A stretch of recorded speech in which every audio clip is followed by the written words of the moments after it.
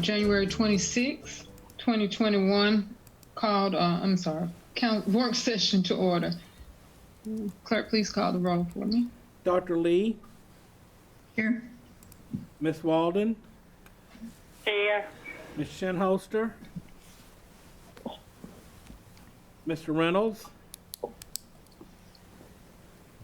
Mr. Mullins? Here. Mr. Chambers? Here. All right, we do have a quorum present. Not to prolong the meeting tonight, we have, I don't know if y'all can see me or I can see you all. I'm working from two different screens right now, trying to connect on. I want to open up tonight with the mayor's comments, and the first thing I want to open up with our test site. For those of you all that have not had an opportunity to visit the city of Milledgeville, Baldwin County Patient First Medical Center, Dr. Huda, Daphne Wise Patterson, and I can't remember what Tina's last name, from Your Health White. Lab. Tina White, Mayor. Tina White from Your Health Lab. We've been getting good reviews on them being out at the park. Correct me if I'm wrong, Mr. Griffin. I think they're doing anywhere from 70 to about 80 people, and they've increased the testing dates and times, not times, but dates from Monday, Tuesday, Saturday, and Sunday from 9:30 a.m. until 4:30 p.m. Daily. So if you haven't had an opportunity to go out there, you can also call in at 1-800-336-9507, or you can register on the website at mycovidtestnow.com for faster service, so you won't have to wait. But there again, like I said, they are having a great success out there. So if you know anyone in need of a COVID test, refer them out there to be tested. Is there anything else that I missed with them, Mr. Griffith? I think that was pretty much it. No, ma'am, that's The it. testing I stuff. don't know if you mentioned that they're actually at Walter Williams. I was writing, and you may have said that and I missed it, but that's where the testing is in the parking lot at Walter Williams. And it's Okay, drive-through testing, so if someone goes out there, they don't have to get out of their car. Thank you. I did not say that. Thank you.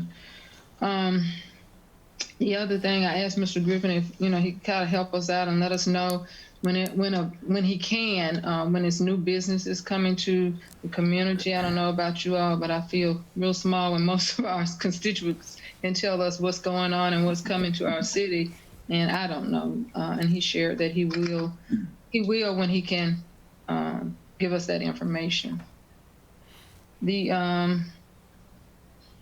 thing that I want to bring out is the board appointments. I don't know if you all saw the board appointment that's listed for tonight for the library with Miss, what's her name? Zarkowski. Say that again, Mr. Griffin. Zarkowski.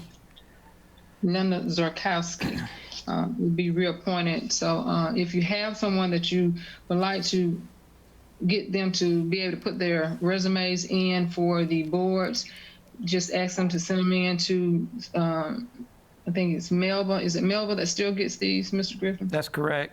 And that will be at mhilson@milledgevillega.us.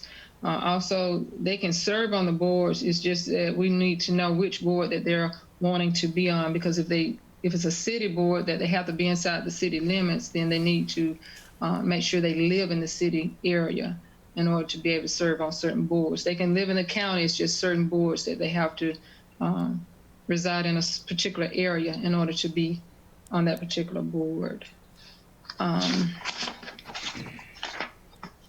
Also, and I know by now with you all being on the seat 20 years, just about most of you all, that most should know who their district reps are. We still get a lot of people that don't know, or either they don't want to contact us for whatever the reason may be. They'll go around the loop, get the message to us before we even get the message about what's going on in our own districts. So let's make ourselves more readily available for people to know who we are. And I had a complaint in my district. It felt good to say, wait a minute, Dr. Lee is my representative out here in District 1. So make sure that you all know make sure your people know who you are. Baldwin County sent out an emergency all call, and we're always looking for ways to make sure that we can encourage the community to be responsible and to be safe and to be respectful of others. And so they sent out an all call. I want to say it might have been Saturday, Mr. Griffin. Was it Saturday or Friday? Saturday or Sunday. I can't remember which one. The all call that they sent out in reference to COVID. I think it was, I know the first time I heard it, and Mr. Craig had sent me an email in reference to it, was Saturday. And basically they were just alerting the community to know that COVID is really, really spreading rapidly in the community. Be safe, make sure you wear your mask, sanitizing, the sanitation of your hands and disinfecting of different areas.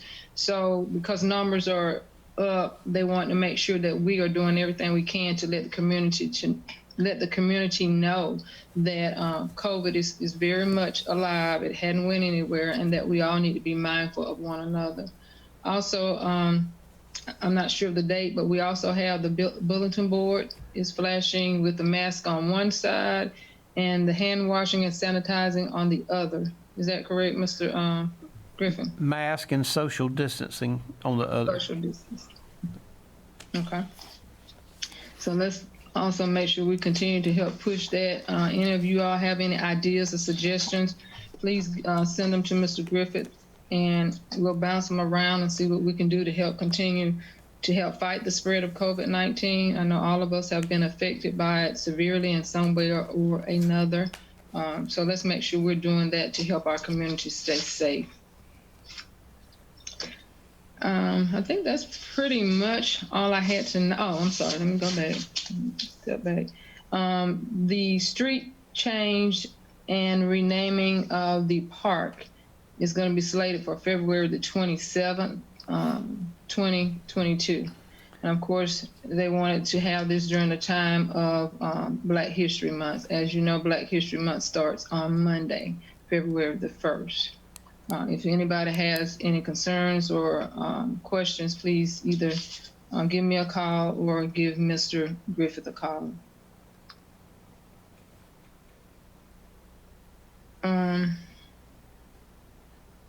I think that's pretty much all I have for us tonight by way of the mayor's comments. Let's just keep working together and let's keep safe together, people. I'm done, Mr. Griffin. You have the floor. Okay. Thank you, Mayor. We have tonight with us Mr. Michael Four. He is Vice President for State Government Affairs for Georgia for Windstream Kinetic, and he's got some of his folks with him that he will be introducing to us. You all may have seen the Kinetic trucks out and about our community as they've been going through some fiber upgrades, and Michael contacted us and asked if he could come talk to us about those. We know that broadband access in our community is vitally important, and I'll be talking about that a little bit more in the city manager's report in terms of something that we're looking at doing in terms of becoming a broadband ready community through the Department of Community Affairs.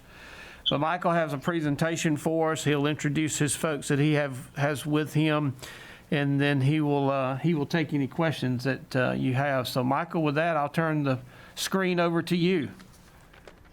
Thank you, sir. We appreciate the opportunity to be here.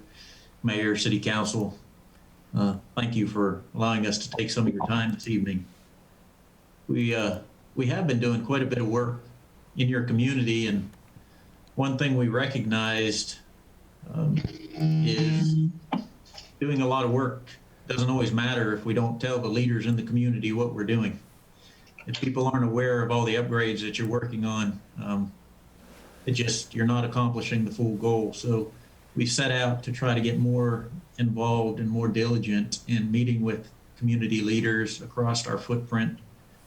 We have quite a vast footprint across the state of Georgia, and we've been investing quite a bit, which I'll get into here in a moment. But Mr. Griffith, if you'll go to the next slide, I'll do some introductions. Jay Berkshire, the president of Georgia Field Operations, was hoping to join us tonight, but another task has pulled him away. Daryl Barron is on. He is the Field Operations Director for the southern half of Georgia at this time.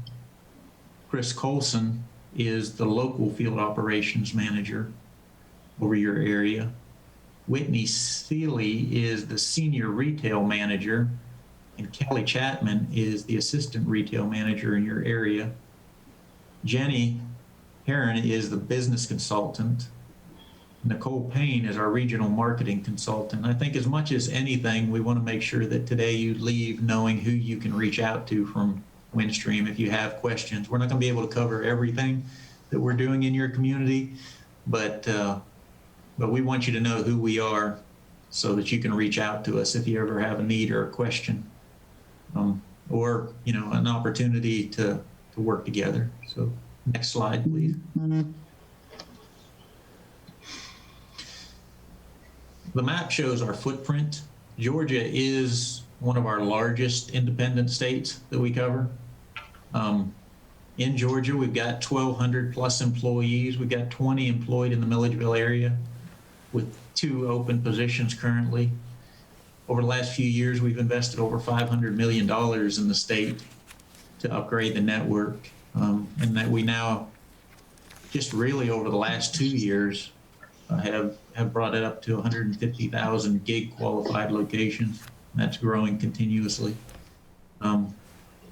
In that, we just got some investors who are committing to about $2 billion to Windstream over the next few years to invest in fiber networks all across our footprint. We currently have over 500,000 25 meg or greater qualified locations across the state. 7 years ago, that number was 2,500. So Wow. Over the last 7 years, we've gone from 2,500 to 500,000, over 500,000 25 meg or greater qualified locations. As I mentioned, we have positions open in your area, but we're also hiring across Georgia. Within the last 2 years, we've added around 120 headcount to our field operations. And this year, we're expecting to add about another 160 headcount to field operations. So a lot of positive momentum right now. One of the things we're proud of and we're working on getting the word out is our desire to partner with our communities. We really want you and the other communities that we serve to know that we're here to partner with you. If there's an area of your community that is not served the way you want to, we have partnered with other communities like Chattooga County, where they wanted to look at the areas of their community that weren't served, and we did that and came up with a plan where they contributed and we contributed in order to get them served faster than we would be able to do it on our own. We've also formed a collaborative effort with Colquitt EMC to work in our mutual footprint together to expedite broadband. Big Canoe in North Georgia and Allentown. The mayor of Allentown, we've worked with him to form an agreement to upgrade the network in his footprint. We are very active at state and federal level, working to get support to help us meet the needs of the rural footprint that we serve. We are the largest rural provider. AT&T and Windstream are the 2 largest in the state, but we're right there as one of the largest providers in the state for rural broadband. I serve on the Broadband Advisory Committee. Mr. Griffith had mentioned Broadband Ready Community. We've worked with other communities and provided some guidance and contacts for that. He's already mentioned the DCA. Dina Perry and her team are terrific at working with you in doing that. And I do recommend that since the governor's putting he's got $20 million in his budget this year that he's looking at broadband. Part of that, if it goes through the DCA and the channel that they're proposing, there'll be a point system for the awarding of those funds. And part of that point system deals with broadband ready communities. So, and other parts deal with the provider that's chosen, which we have submitted our maps. We work diligently with the DCA and GTA to help get the state map where it is. And we continue to. We just submitted updated maps to them within the last month to keep the mapping system current. Any questions on this slide before I go further?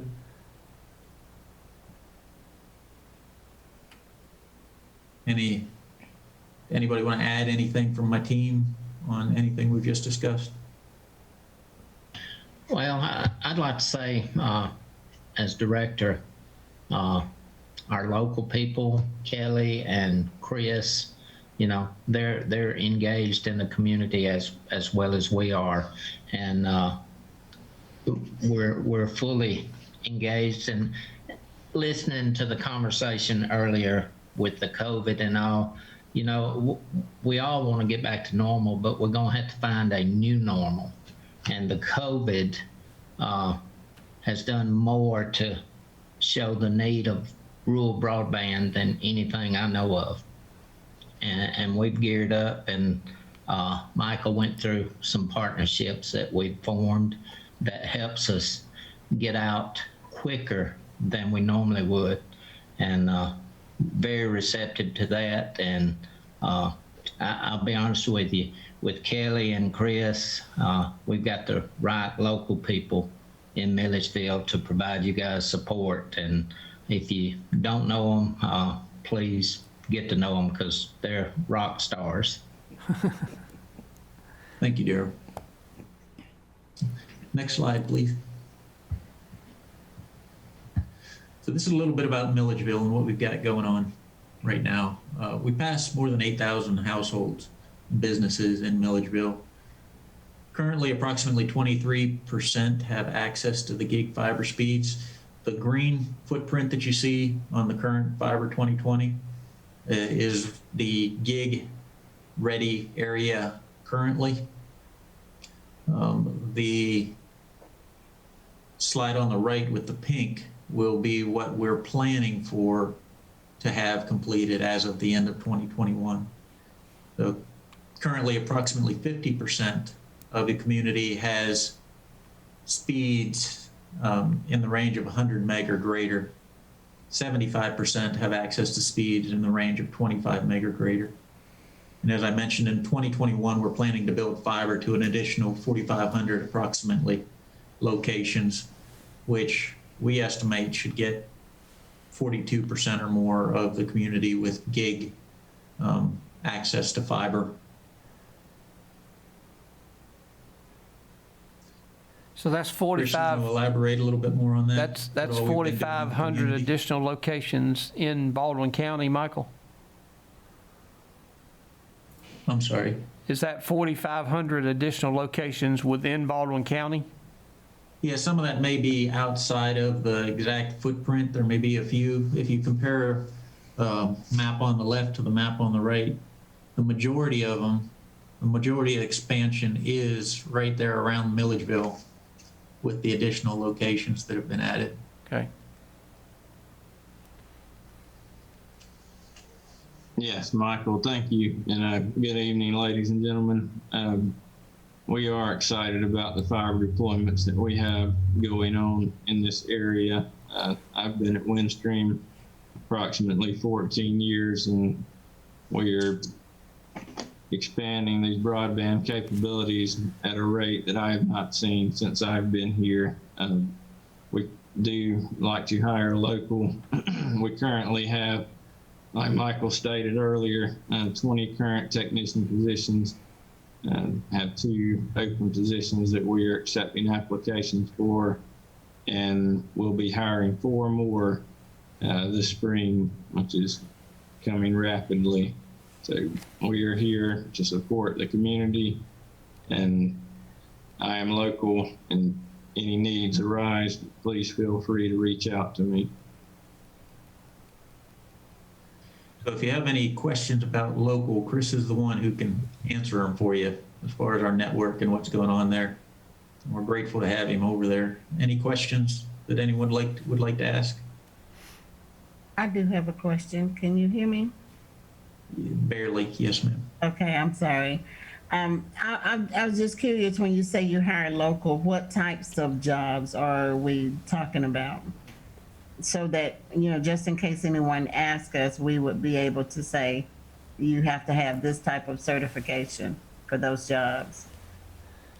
We have a wide array of jobs, from technical to engineering to retail sales positions. Most of the technical positions that we hire, they are entry-level positions, and they do not necessarily have to have any type of certification.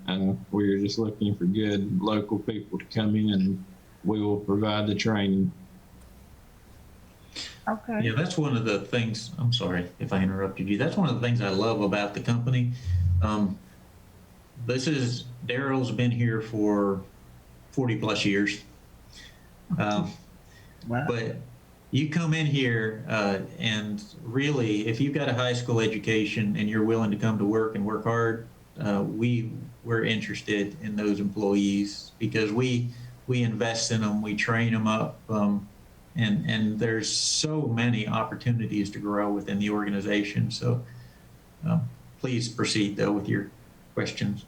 Oh, that was it. I think you covered it, because I think it's fantastic when we have a company that we can get a workforce from within the local community and then train them up for them to stay with the company for a period of time. Because of course, if they stay with the company, they're going to stay in and around the Milledgeville area, and that's always exciting. So that's good to hear. Do you have a particular location that they go for these jobs, or is it something that they can do online through the company's website? These are posted online through the company's website and through a host of other online job posting. And if they have any questions, you can have them go to the retail store, and they can walk them through, I would think, finding the location. But basically, Windstream Careers is, if you put in Windstream Careers and Google that, you'll come up with where they can put the application in. Okay, great. Thank you. You're welcome. Okay, next slide, please. Here we're going to hand it off to the retail team, Whitney and Kelly. Hi, everybody. I'm so excited to be able to speak to all of you tonight. And my name is Whitney Seeley. I'm a manager for Windstream. I've been with Windstream I got a notification last week that it was 11 years. So I just wanted to give a little bit of background about our retail store. The retail store has been there for years and years and years. And we have recently, as a part of our retail transformation, we have remodeled the exterior and the interior of the store. So I invite you to come in and take a look. Everything's really modern inside the store. And I take that back. Kelly might have to speak about this. I think we're waiting on a couple of the electronic display walls to be completed, that should be completed by the very first week of February. So, but still come see us. We have had some staffing issues in the past, but right now we are on top of our game. You can see here Kelly Chapman, Chancey Joyner, and Lakita Seals, who are all a part of the retail team in Milledgeville, and they are all awesome. If you have a problem with anything, each one of them will be happy to help you with it, walk you through it, and get you on the right path. On the slide here, it also has the direct line into the Milledgeville retail office and the address where they're located at 750 North Jefferson Street. But anyway, just an invitation to come and check us all out. Thank you, Whitney. I want to be very clear that the dog is not in council chambers. No, know, and I apologize about that. I turned the Hey, I screen think off it's a minute great. ago I to, just- to yell at my kids, and they didn't do what I needed them to do. So here I am. This is the COVID era, though. I was on a Zoom meeting yesterday, with a state representative, and her dog was doing the same thing. So you're in good company. Okay. I think there's actually another slide here that kind of pertains to retail, so I'll go through it too. And then I'll pass it over to Jenny, but just to kind of go over some of the products that we offer through Windstream. For entertainment, we're partners with YouTube TV, which is really awesome. We're also partnered with DirecTV, so we have multiple options to get entertainment to the city and to your families in the way that they want to see it. We have a state-of-the-art security package that we offer. The protection package has won awards in 2020. It's pretty awesome. Of course, we have our voice services, unlimited local and long distance. We offer VoIP, enhanced calling features. And then the thing that everybody wants to know about is our internet, which of course we offer speeds up to a gig, and the wireless gateway to get you there. Another feature that we offered that started in 2020 was a package that I actually can't see it, so I'm just going to talk through it like I can. But we have a home office package that gives the experience for someone working at home to be able to work like they would from an office. There's a secure package that's attached to that, a voice service, as well as an enhanced broadband experience there for the work from home person. And I think that's all I have on our products for residential services. I'll pass it over to Jenny. Whitney. Mm-hmm. Quick. Just to let everyone know, I'm Kelly. I'm in the retail store. I work very closely with Chris. So if you come in and you have questions, Chris and I work well together. We always try to find the answers. Come see us. We do practice social distancing. We do require masks. And we also have a referral program. So for our residential customers, if you sign up for service, we can get you registered for our referral program. And if you refer someone to us, you actually get a referral credit. Once they pay that first bill, you'll get a referral credit of $100 just broken down into increments on your bill. And the person you will refer will also get a referral credit as well. So we're giving incentives, to get your business, but we're local. We are very personal. We like to talk to you, find out what you need. And we want to be what you need for your community. Because it's always great to walk into a business and someone local there for you to talk to, even if it's just questions about your bill. Don't hesitate to call us or come in. Kelly, thank you for saying that, and I apologize that I didn't introduce you. Kelly is It's okay. that location there in Milledgeville, so she is the person that you would be in touch with most often, and she's awesome, as you can see. So thank you for jumping in with that, Kelly. I apologize. Good evening, everybody. I'm Jenny Herron. I'm your local business rep. I'm actually based out of Kathleen, Georgia, but I am in town probably once a week to if not every other week. So a lot of the products that we have for business kind of correlate over from residential, but we do have a large fiber footprint. We also have a lot of products that actually help safeguard your business. So if the fiber were to go out, we actually have products in place that can utilize a 4G access loop so that you don't actually lose internet completely at your business. We also have cloud-based phone services, and we do security. So we've got a lot of different products that are available, and we just want the community to know that we cater to you, and we actually cater to your specific businesses. There's not one solution that actually fits everyone. So I want to make sure that people know if you guys need something, please let me know. It could be something as simple as a billing escalation. I don't care. I'll take care of all of it. I want to make sure that our businesses are here to stay, and I want to help us thrive.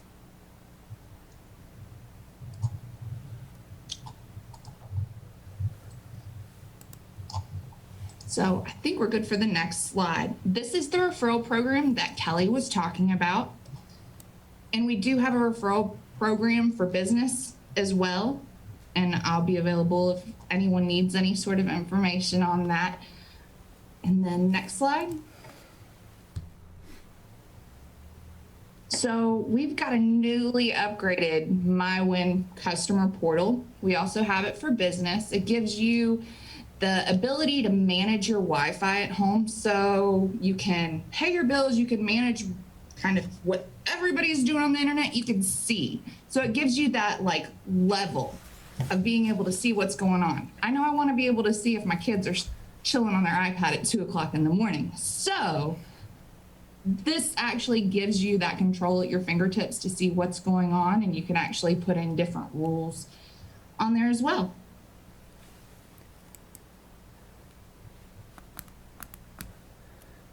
Well, thank you all. Thank you all for contributing to that. And we hope that you learned a little bit more about what we have going on in our company and what we have going on in your community. And this is your contact information sheet. Keep it close by. Call us anytime that you need us.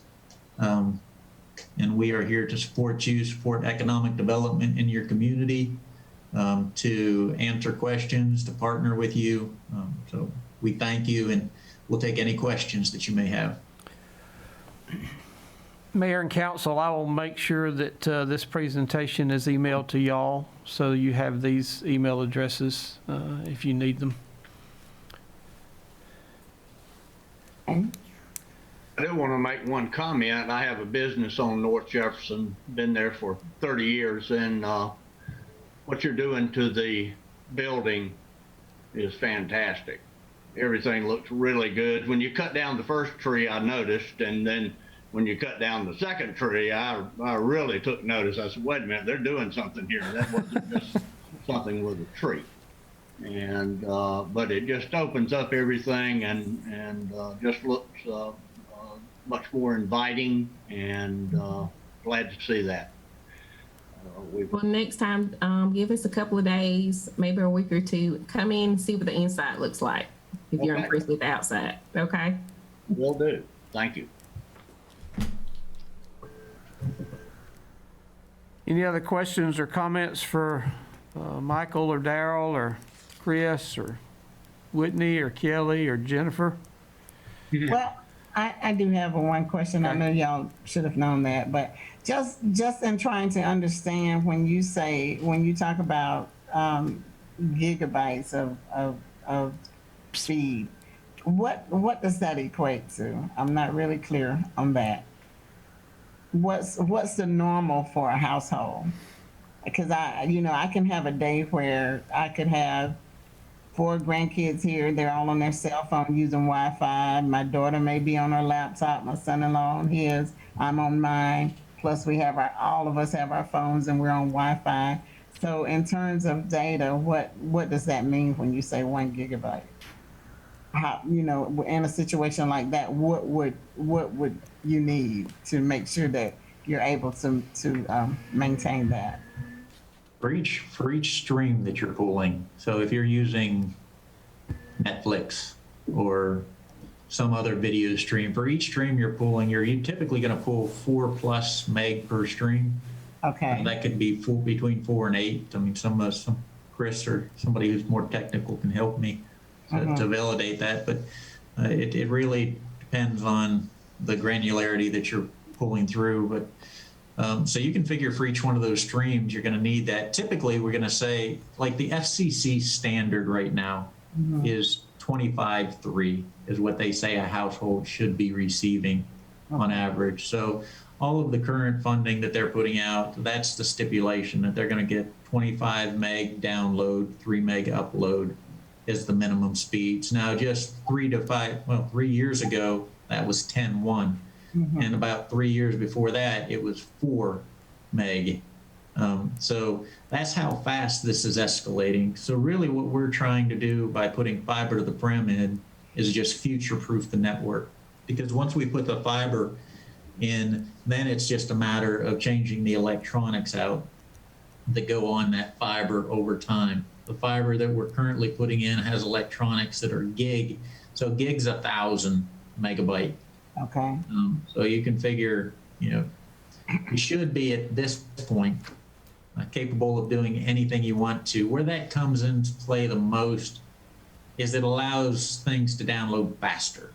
So it's kind of like a 1-inch water line versus a 4-inch water line into your house. It's the capacity that you can pull through that line immediately that makes the difference. Okay. Okay. One other thing, Michael, when you talk about the standard, the 25 down, 3 meg up, the fiber enables us to be synchronous. The upload speed would be right at the same as download. If it was 25 down on fiber, it'd be 25 up on fiber. So the fiber absolutely gives us benefits, and when you get to a point where you need more, it's a programming thing for us once you're on fiber, even up to a gig. So. One thing I've noticed in talking to a lot of the local businesses is the dire need for the upload speed and trying to safeguard all of our businesses to make sure we can go through anything. We need that upload speed so that, you know, patrons can actually either hop on Wi-Fi or our business owners can do Facebook Live. A lot of, you know, education has moved to virtual. And in that sense, you need the upload speed as well as the download in order for that video to go through clearly. I know that, like, in this day and age, everyone is wanting to do things on the internet. You want to pay your bills on the internet and try to make things as convenient as possible. But the reason we want you to come into the store is because we ask you questions. We ask, what are you doing in your home? So we try to tailor that service to what you need so that it fits you and you're not frustrated because you're buffering or, you know, someone gets on and kicks someone else off. So we really want you to know that our doors are open to the retail store, and we really want you to come in so we can take a look at your accounts. Even if you have an existing one, come in and just say, hey, can you look at my account? Tell me if I can get a faster speed, or is there something new that I can do?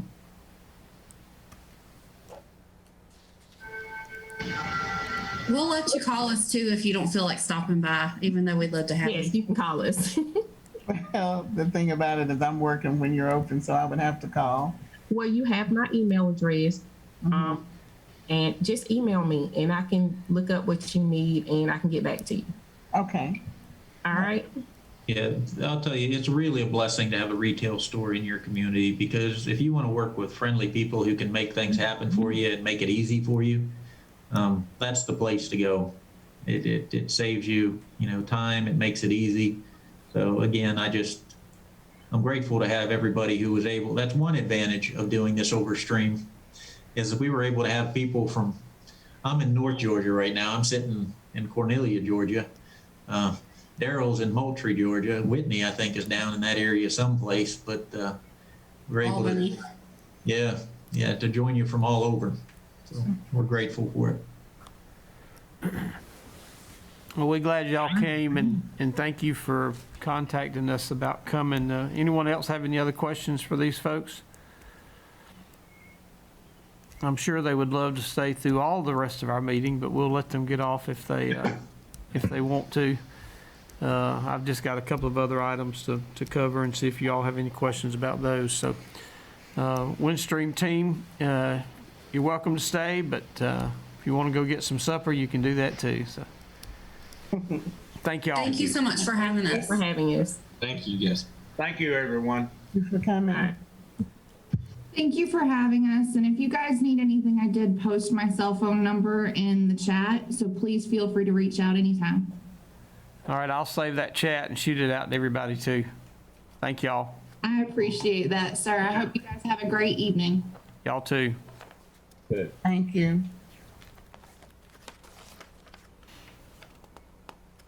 Miss Walden, did we pick you back up? Can you hear okay? I don't know what happened. It just went dead, but I got you back. Okay. Let me very quickly cover just a few things and see if y'all have any questions about them. I did email you all some information yesterday and put the email that the information that I emailed in your boxes here in City Hall too, if you want a hard copy of it. Most of it is informational in nature. There is one item that will be an action item with a resolution at the February 9th meeting. That's the lighting services agreement with Georgia Power. What this is changing out the lights in the parking lot behind City Hall to LED lights that Georgia Power will also maintain. There's no additional cost for this change out. There'll be no additional monthly costs compared to what we're paying now for those lights in that parking lot. And one advantage will be, other than them being maintained by Georgia Power, is when they have the drive-in movies and those kinds of things that Main Street will sometimes do back there, those lights can actually be connected and disconnected remotely. So a lineman doesn't have to actually come to the parking lot to be able to do that like they've been doing as of late. But this will be the only agreement with them in terms of change out that will be on the February 9th council agenda. I do have them looking at changing out lights to LED lights at Hewley Park, at Central City Park, at the parking lot in the police station, at the police station, and in Black Heritage Plaza. So all of those would be changed out to LED lights, and also they would be maintained by Georgia Power. Right now, the lights at Hewley Park and Central City Park, PD, and Black Heritage Plaza are all lights that are owned by the city, and we have to pay to maintain those. With changing out to LED, they become the property of Georgia Power, and they actually maintain those. So if something goes out or something has to be replaced or changed, then they would come down and do that as part of the contract for the change out. And there is some rebates associated with those. Once I get the agreement for those areas, I will share that with you the same way that I am this one tonight, and ask you in the meeting 2 weeks after that to vote on it. So, but that's the one that will be voted on the 9th, is for the parking lot behind City Hall. Also, I included some requisitions for a new paver, a new trailer for that paver, a new dump truck, and a trailer-mounted directional arrow that Public Works has requested to purchase out of their previous SPLOST funds. There is more than enough money to purchase these, and there will still be a good bit of money left in that SPLOST fund for Public Works after these are purchased.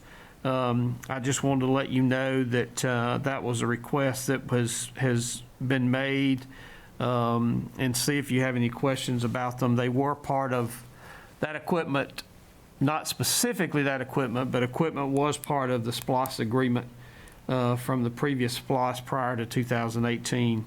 And if you have any questions about those, just give me a call and let me know. I'll wait a couple of days to see if you have any questions, and if not, direct Shay and her staff to go ahead and purchase those through those SPLOST funds. But also, I have information. You heard Michael Ford mention broadband ready status. I had talked with the Regional Commission and actually wound up getting something back from Susan Lanford with them. And we are going to work with the Regional Commission as they do a comprehensive plan amendment for the county and the city, both to obtain broadband ready designation. I feel like this will be really important to our community as we start looking at the possibility of getting some of that state money that the governor mentioned in his State of the State address, if it comes through, as well as some EDA money and some other federal monies that may be available to strengthen broadband in our community. There are currently 11 broadband ready communities in Georgia, and it would be my hope that we could be number 12. There'll be 2 public hearings and 2 stakeholder meetings. There will be no money associated with either one of those for us. After that point in time, we'll have a better idea about what we may be looking at in terms of some funds that we can apply for. So obviously, you will need to approve a resolution in order for that to happen. The first public hearing, as you saw in the information that I shared with you, will be February 16th at 6 o'clock. Susan did not have a location yet, but she would be putting that in the paper sometime next week, and I'll make sure that you know where that is. But I think it would be advantageous to us to try to get to be broadband ready so that we can be prepared when some of those monies come down. I did not include it in the packet of information that I gave y'all yesterday, but Melba had actually sent you all an email with a resume of an individual who is interested in serving on HPC. I will put hard copies of it in y'all's boxes tonight before I leave in case you want one, but take a look at that resume. Let Melba and the mayor know your thoughts about that appointment, and if you also choose, we can put that appointment on the February 9th meeting.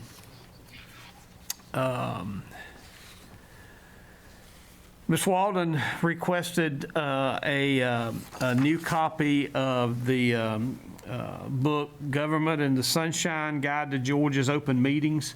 That book is not actually being published in a bound format anymore, but it is a PDF on the GMA website, and Bo has printed that out and put it in a binder for Ms. Walden. If you would like a new copy of it, if you'll just contact Bo and let him know, he will do the same for you and stick it in your box here in City Hall. We are one of 7 communities five communities that will be participating in a pilot program with the UGA Health Equity Fellows Program. This was actually something that was introduced to me in one of the GMA weekly COVID calls, and I contacted the Dr. Grace Bagwell Adams at the University of Georgia and asked her what it was all about, and You're breaking up pretty bad. Yeah. okay, that may be my signal here. It's Windstream, but I won't get into that.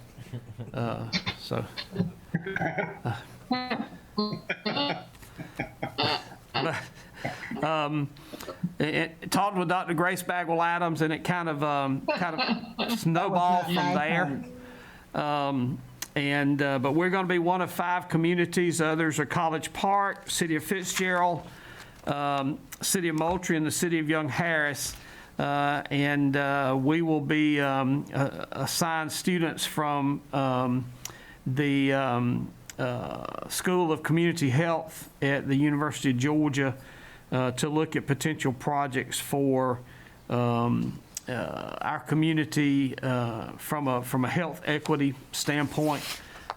We have not decided on the project yet. There's a couple of ideas floating around, and I'll give you all more information about that, but I'm excited to be one of the 5 communities that's involved in the pilot project. And lastly, we have reached agreement with the county on the customers that will be transferred over in phase 2 of the water and sewer system transfer that was part of our 20-year water and sewer agreement that was part of service delivery. It will be just 66 accounts in this phase 2 transfer. That will include a few customers that are still kind of stragglers on North Jefferson, on Log Cabin, as well as those in Water's Edge, with the exception of about 3 at the very back of Water's Edge that will ultimately be serviced by a line that comes down GMC Road in Den Haven as part of Phase 4. But I anticipate that that transfer will be completed by the end of February. I will do with this transfer, just like I did with Phase 1, let you all know when that has been completed, and also send information to the press that those particular customers are now customers of the Baldwin County water and sewer system, and any questions that they have can be addressed to them. Phase 1 transfer went very well. It was a fairly simple transfer in terms of the customer accounts getting transferred. We had to do some work with infrastructure, but Phase 3 will be everything east of the four-way stop at Log Cabin and Jefferson. We're actually going to have to put in some meters in a couple of those areas that we transfer.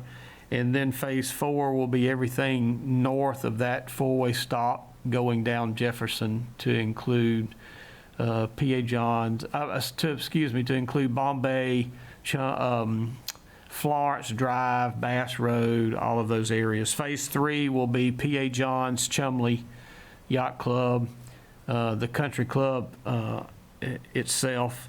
Once you get past what are now called Country Club Estates apartments, the old Hidden Cove apartments, they will remain city customers because that area is in the city limits. So we will be placing a meter somewhere just past that on P.A. Johns Road to facilitate that. The county has also agreed to take over the lift station at Legacy. There was some question about whether they would be doing that or not, but they will be taking that over from the Homeowners Association. And it's my understanding that the Homeowners Association for the houses on P.A. Johns and Chumley and Yacht Club are beginning to have discussion with the county about them taking over that lift station that was installed for those houses too. So with Phase 2 transfer, we will have transferred approximately, let's see, 67, approximately 450 accounts with Phase 1 and Phase 2. That puts us at about halfway of what we're going to transfer. So that's all I have. I'll be happy to answer any questions about any of that if anybody has any. All right, if not, Mayor, that's all I have. Okay. Thank you, Mr. Griffith. Attorney Davis, we don't have anything to go into closed session for tonight. So if that being all, I'm going to go ahead and adjourn the work session. Is Mr. Davis muted? Mr. Griffin? Mr. Davis? He's good. Yes, ma'am. Okay. All right. Thank you. So nothing else being said, then we'll adjourn our council work session at this time.